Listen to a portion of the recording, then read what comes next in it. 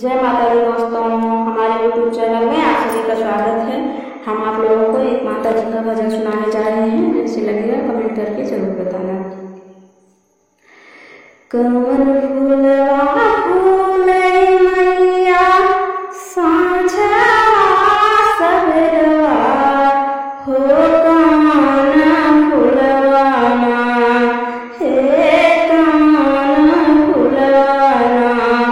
फूलै ठीक रूप हरिया हो कान फूलवाना बेला फूलवा फूलै मैया साँझवा सबेरवा हो चमेली फूलवाना हे चमेली फूलवाना फूलै ठीक रूप हरिया हो चमेली फूलवाना कमल डोलवाया मैया साँझवा सबेरवा हो कमान डोलवाना हे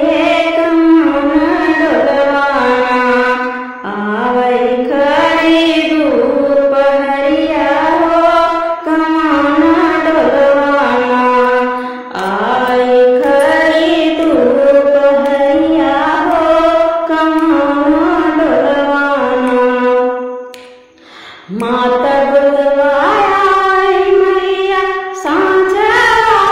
सबेरवा हो भगवती डोलवाना हे भगवती डोलवाना आवै खरी धूप हरिया हो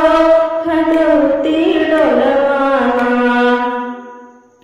कमल डोलवा पड़ै मैया पियारा पीताम्बर हो कमाना डोलवाना हे कमाना डोलवाना पड़ै लाले लाले ओहरवा हो